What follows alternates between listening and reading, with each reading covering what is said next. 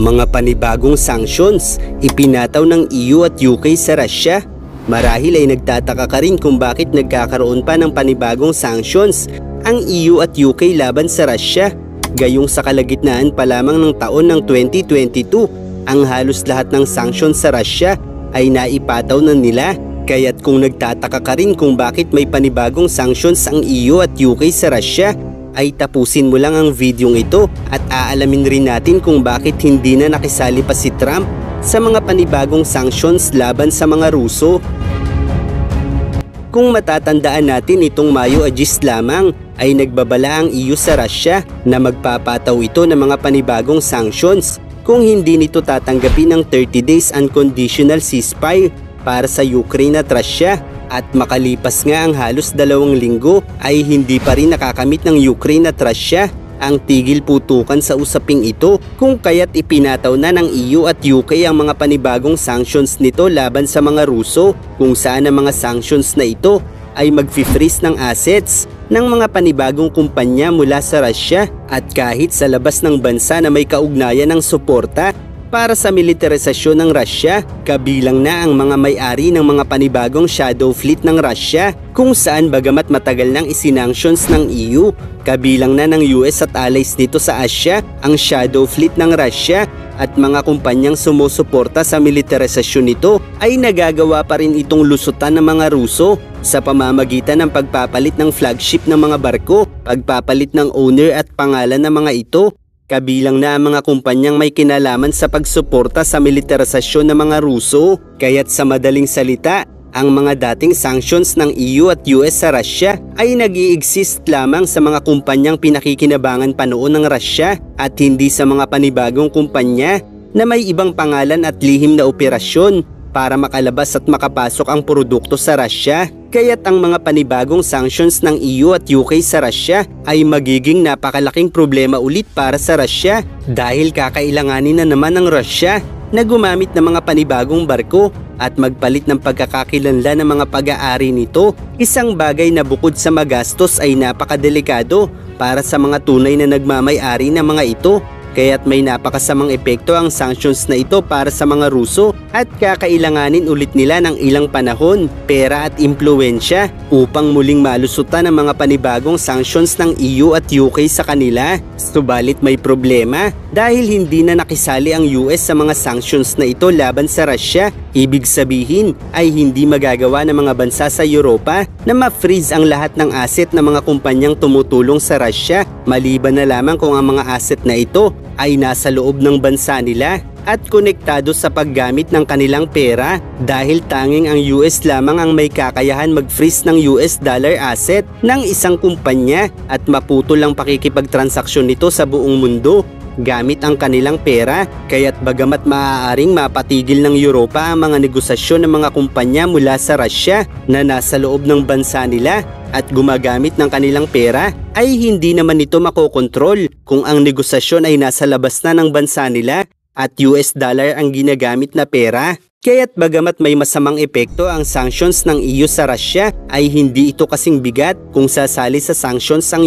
US. Kaya't ang malaking katanungan ngayon dito ay bakit nga ba hindi nakisali si Trump sa sanctions ng EU laban sa Russia? At para malaman natin ang kasagutan, ay babalikan natin ang mga unang hakbang ni Trump para matapos na ang digmaan sa pagitan ng Ukraine at Russia, kung saan malinaw sa lahat na ang nais mangyari ni Trump ay magkaroon muna ng agarang tigil putukan sa pagitan ng dalawang bansa. Kaya't iminungkahi nito sa Ukraine at Russia na magsagawa muna ng 30 days unconditional ceasefire, kung saan ay ang Ukraine ang unang kinausap ni Trump sa Oval Office para dito. Subalit hindi naging maganda ang resulta ng usapin ng dalawang grupo dahil hindi pumayag noon si Zelensky na magkaroon ng 30 days unconditional ceasefire nang wala umanong garantiya mula sa US para sa proteksyon nila. Isang bagay naman na labis ikinagalit ni Trump at ng vice presidente niya, at ipinaliwanag ni Trump na ang unconditional ceasefire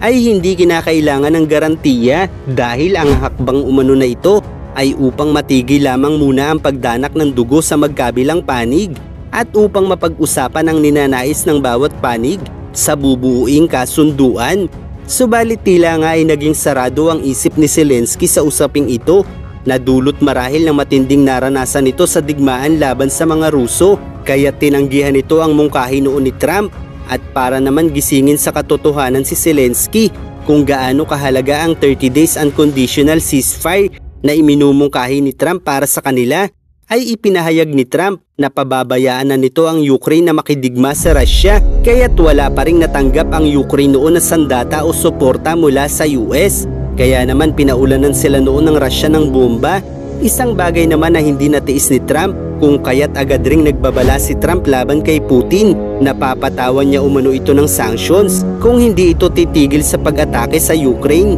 at hanggang hindi umano nagkakaroon ng tigil putukan sa pagitan ng dalawang bansa. Gayunpaman ay tila napagtanto ni Trump na hindi ang pagsasanksyon sa Russia ang pinakamagandang solusyon para sa pagkakataong ito, dahil ito ay magdudulot lamang lalo ng kawalan ng posibilidad na matapos ang digmaang ito, dahil ang paggamit ng sanksyon sa Russia ng dating administrasyon ay nagpapatunay lamang na kahit gaano pa kasama ang epekto nito sa Russia, ay malulusutan pa rin ito ng Russia, maliban na lamang siguro kung susundan ito ng US at NATO ng direktang pag-atake sa mga Ruso. Kaya't malinaw kay Trump na hindi pa ito ang tamang panahon para gamitin ang taktika ng dating Pangulo, dahil kung aabot sila sa direktang pakikidigma sa Russia, ay tiyak aabot sa tainga ang ngiti ng China. Habang naghihintay itong mabawasan ng gusto ang sandata ng US at NATO, isang magandang pagkakataon para sa China na pabagsakin ng Amerika.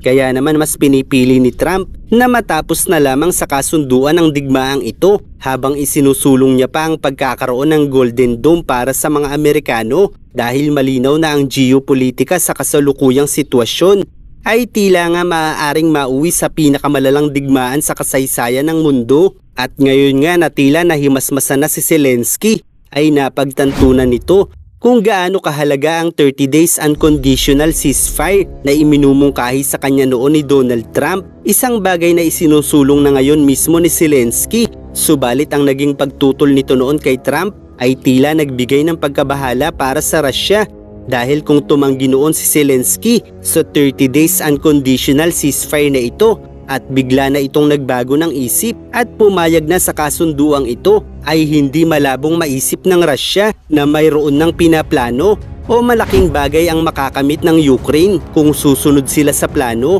Kaya't ngayon ay ang Russia naman ang hindi kontento sa sitwasyong ito at sinasabing kailangang resolbahin muna ang ugat ng digmaang ito, kung saan para kay Putin ang pagsali ng Ukraine sa NATO ang naging ugat ng digmaang ito. Kaya't nais ni Putin na makatiyak na hindi makakasali ang Ukraine sa NATO, at nais rin ni Putin na lisanin ng puwersa ng Ukraine ang ilang posisyon na nasasakop na nito, isang bagay naman na hindi kayang tanggapin ni Zelensky, dahil para kay Zelensky, para matapos na ang digmaan ay kinakailangang lisanin ng tropang Ruso ang teritoryo ng Ukraine na nasakop ng mga ito. Kaya naman ay tila nga napaka-imposible talaga na magkasundo ang dalawang grupo. Kaya naman ang tanungin ng reporter si Trump kung may bagay ba na kapag nangyari ay pipiliin itong umatras o lumayo, ay sinabi ni Trump na oo, at ipinaliwanag na hindi sa kanila ang digmaang ito.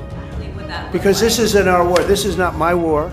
Isang makatwirang sagot ng namamagitan upang matapos na ang gulo, dahil kung sasabihin nitong hindi siya susuko o lalayo kahit anong kalabasan ng usaping ito, ay hindi niya mabibigyan ng pressure ang magkabilang grupo. Kaya't ipinahihiwatig niya na anumang oras ay maaari niyang pabayaan ng kahit sino, at ito ay isang paraan upang mapagtanto ng bawat isa na kailangan nilang makuha ang loob ni Trump upang sa sandaling sumuko na ito ay sila ang kakampihan ng mga Amerikano. Kaya't bagamat tila ay hindi maganda sa pandinig ang mga nagiging pahayag ni Trump sa usaping ito, ito ay tiyak na may malalim na pinagmumulan na nakabase sa kanyang malawakang plano at base sa halos lahat ng kanyang mga hakbang at pahayag sa anumang usapin ng geopolitika sa kasalukuyang mundo, ay malinaw na konektado ang lahat ng ito upang mailampaso na ng US ang China sa hinaharap, dahil sa pag-aambisyon nitong higitan ang mga Amerikano.